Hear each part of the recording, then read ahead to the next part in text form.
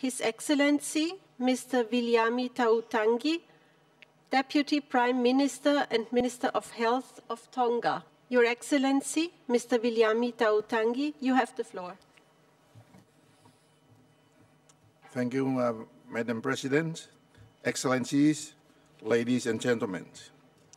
Firstly, I would like those speakers in front of me would like to extend deep gratitude of my delegation to the government of Denmark and the good people of Copenhagen, and also with special reference to the government of Sweden and the people of Lund for the generous hospitality extended to us.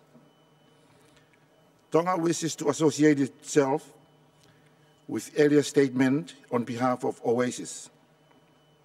Like many other Pacific colleagues, we have followed the path since Bali that has led us here to Copenhagen with a heavy sense of duty and purpose to obtain a robust yet very genuine collective agreement.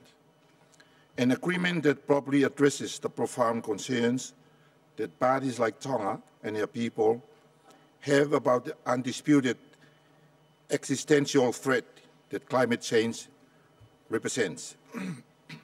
Madam President,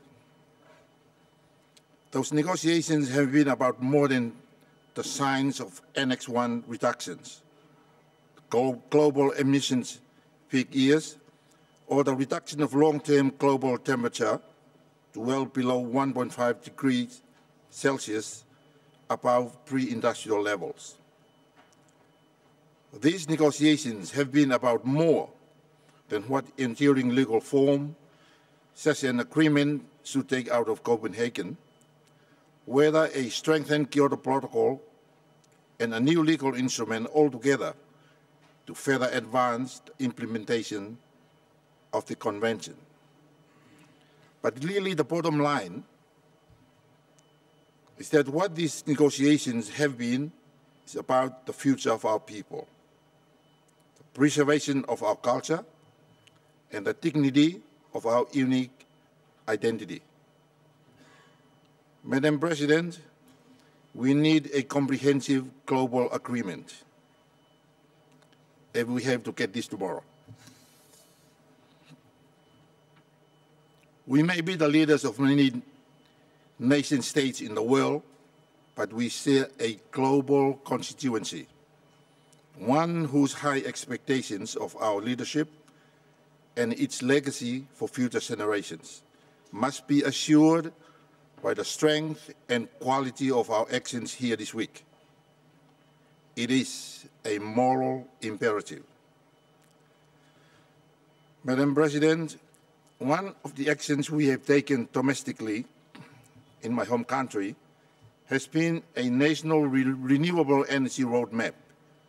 This has been passed in Cabinet, and this sets out very challenging and ambitious target to achieve 50% of our electricity generation utilizing renewable energy sources by year 2012.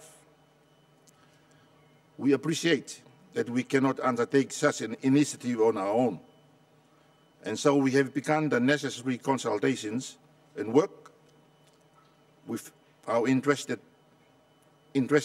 development partners.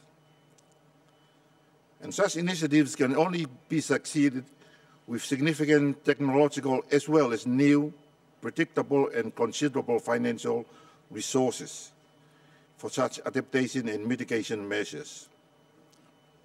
Ready and easy accessibility to such resources for small island states, including fast start financial for adaptation, will ensure maximum benefit to the most vulnerable countries. Madam President, the resilience of our Tongan way of life, and indeed the way of life in the Pacific, lies in the managing the combination of the collective responsibilities and group values, individual obligations to one's immediate and extended family, as well as the broader community. In this journey, we rely on each other, and no one person, community, or any country is big enough to be independent of each other. In many ways, it is a microcosm of just how much more can be done in our time left here in Copenhagen. It's not just because the whole world and future generations need it to be so, but because it is just the right thing to do. As Scriptures tells us, and I quote, "There is no justification required for doing the right thing," end of quote.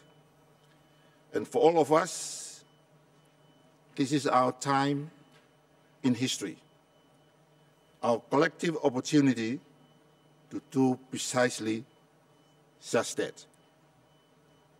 Madam President, ladies and gentlemen, I thank you very much.